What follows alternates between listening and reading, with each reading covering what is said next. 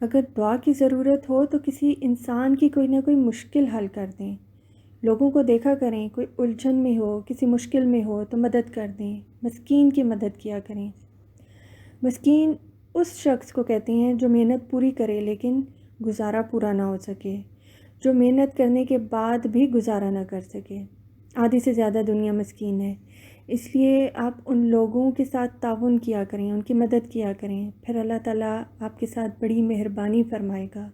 لوگوں کی خدمت کیا کریں، ان کے ساتھ تعاون کیا کریں، ان کے ساتھ اس چیز کے ذریعے تعاون کیا کریں جو ہمارے پاس سب سے اچھی ہے.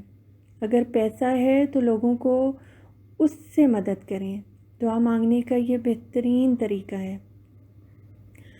اپنے اللہ کو راضی کرنے کا آسان طریقہ یہ ہے کہ درود شریف کثرت سے پڑھیں. اس طرح اللہ تعالیٰ بہت راضی ہوتا ہے. اور کثرت سے نماز پڑھیں تو اللہ کے حبیب صلی اللہ علیہ وآلہ وسلم بہت راضی ہوتے ہیں. درود شریف پڑھنے سے اللہ کے حبیب صلی اللہ علیہ وآلہ وسلم کی بجائے اللہ زیادہ راضی ہوتا ہے، کیونکہ یہ اس کا حکم ہے. اور اللہ کے حبیب صلی اللہ علیہ وآلہ وسلم نماز کے لیے انسسٹ کرتے ہیں کیونکہ یہ اللہ کی رضا کے لیے ہے. درود شریف بغیر وضو کے نہیں پڑھنا چاہیے. اچھی یاد کے لیے اچھا مقام ہونا چاہیے. درود اصل میں یاد کا نام ہے. آپ ایسی حالت میں جاؤ جس ذات پر آپ درود پڑھ رہے ہیں، اگر ان کی طرف سے کوئی تقرب مل جائے تو وہ جگہ اس قابل ہو. جب یاد کر رہے ہیں تو یاد کا جواب دینے کے لیے وہ ذات اپنی توجہ فرما دے تو وہ ماحول بہتر ہو. اس لیے درود باطنی بھی ہے. اس کی پاکیزگی ہمیشہ سے قائم ہے.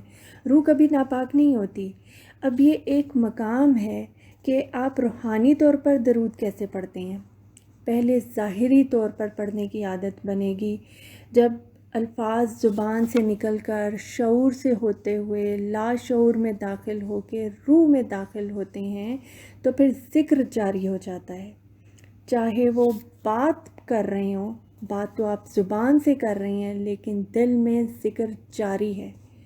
اور جو ذکر جاری ہے اگر آپ وہاں پر پہنچ جاؤ جہاں پہ وہ ذکر جاری ہے تو آپ کے لیے یہ قید نہیں ہے کہ آپ باوضو ہوں یا بے وضو ہوں. وہ مقام ایسا ہے جہاں وضو نہیں ہے، دن نہیں ہے، رات نہیں ہے، اور روح کا مقام ہے. روح کا مقام پاکیزگی ہے. وہ مقام جب تک نہ آئے تو آپ وضو کا اہتمام کرو. اس میں برکت ہے. اچھی بات ہے، جتنا بھی اہتمام کرو، پاکیزگی کا اہتمام کرو، نفاست کا اہتمام کرو. آپ اللہ تعالیٰ کو ایسے مانو کہ اس کا ہر حکم ہی مان لو. اگر یہ مان گئے تو پھر آپ کو ذکر کی توفیق مل جائے گی. ذکر کی توفیق اس کو ملتی ہے جس کی محبت اللہ کے ذکر کے ساتھ ہو. اس میں اندیشہ نہ ہو، بحث نہ ہو، شکوک نہ ہو، وسوسے نہ ہو. ذکر میں ایک ایسا مقام آتا ہے جہاں قبولیت کا موقع آ جاتا ہے. یا رب العالمین ہماری مشکلات آسان کر تاکہ ہم تیری طرف توجہ کے ساتھ عمل کر سکیں. جو موجود ہے یہ محفوظ رہے.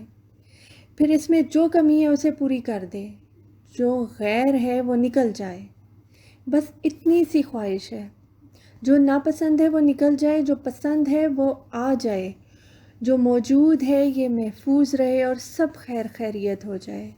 یا رب العالمین زیادہ سوال و جواب کی بجائے تو ہی سب آسان فرما دے.